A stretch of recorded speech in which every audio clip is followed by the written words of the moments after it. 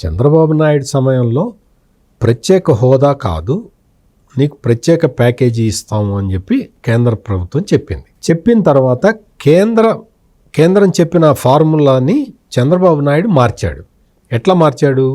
Special status వస్తే ఎంత incentive వస్తుందో చూసి దీనికన్నా మాకు ఎక్కువ బెనిఫిట్ ఇవ్వాలి అని షరతు పెట్టాడు. పెట్టినప్పుడు ప్లస్ వెనుకబడిన ప్రాంతాల అభివృద్ధి ఫండ్, ఇటువంటివన్నీ కూడా కొన్ని షరతులు పెట్టి ఒక ప్యాకేజీని తీసుకున్నాడు. ఆ ప్యాకేజీని తీసుకునే క్రమంలో భారతీయ జనతా పార్టీ, కేంద్రంలో అధికారంలో ఉన్న భారతీయ జనతా పార్టీకి అందులో కొన్ని చేయటం ఇష్టం లేదు. ఏ కారణం వల్ల ఇష్టం లేదు అనేది మనం ఇప్పుడు చెప్పలేము. వాళ్ళ దగ్గర డబ్బులు లేకపోయి ఉండొచ్చు, లేదు ఏదన్నా ఎక్స్టెన్సివ్గా ఆంధ్రప్రదేశ్ ఒక్కదానికే సహాయం చేస్తే మిగిలిన రాష్ట్రాల్లో అడుగుతాయి అన్న ఒక ఇది కావచ్చు. అసలు ఆంధ్రప్రదేశ్కి ప్రత్యేక హోదా ఇవ్వను అని చెప్పింది కూడా కారణం ఇదే. ఆంధ్రప్రదేశ్కి ఇస్తే తెలంగాణ అడుగుతున్నది, బీహార్ అడుగుతున్నది, ఇంకా చాలా రాష్ట్రాలు అడుగుతాయి, అందుకని మేము ఇవ్వమని బీజేపీ చెప్పింది. అవన్నీ చెప్పిన తర్వాత కూడా రాష్ట్ర ప్రభుత్వం, చంద్రబాబు నాయుడు ప్రభుత్వం ప్రత్యేక ప్యాకేజీకి ఒప్పుకున్న తర్వాత కూడా నువ్వు ఇచ్చిన స్టేట్మెంటు కేంద్రం మెడలు వంచి ప్రత్యేక హోదా తెస్తాను అని చెప్పావు. అంటే దాని అర్థం ఏంటి? నేను ప్రత్యేక హోదా తెస్తాను అని చెబితే నమ్మి ప్రజలు నీకు ఓటేశారు. తర్వాత ప్రత్యేక ఆ ప్యాకేజీ అనేది అది వేరియస్ రీజన్స్ తోటి అది ఇంప్లిమెంట్ చేయలేదు. నేను ముందరే చెప్పాను కదా, కేంద్ర ప్రభుత్వం దాన్ని ఎట్లా ఎగ్గొడదామనే చూసింది. ఆ తర్వాత జరిగిన పరిణామాల్లో దాన్ని ఎగ్గొట్టారు. దాన్ని ఫ్రూట్ఫుల్ కాలేదు.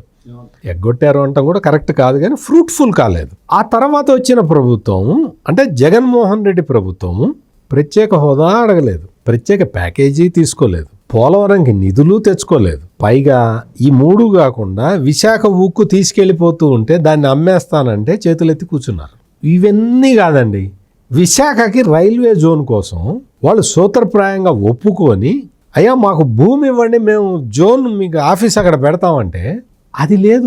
ఇప్పటి వరకు ల్యాండ్ ప్రొక్యూర్మెంట్ చేయలేదు. అంటే ఇటువంటి దారుణమైన పరిస్థితుల్లో జగన్మోహన్ రెడ్డి ప్రభుత్వం ఉంటే ఆ దారుణమైన పరిస్థితులకి ప్రధాన కారణమైన ఆర్థిక మంత్రి బుగ్గన రాజేంద్రనాథ్ రెడ్డి ఇప్పుడు వచ్చి ఈ స్టేట్మెంట్ ఇస్తే ఏమనాలి? ఆర్థిక పరిస్థితి మీద కూడా నువ్వు అసలు చంద్రబాబు నాయుడు ముఖ్యమంత్రిగా ఉన్నప్పుడు నువ్వు పిఏసి చైర్మన్గా నువ్వు మాట్లాడిన మాటలేంటి?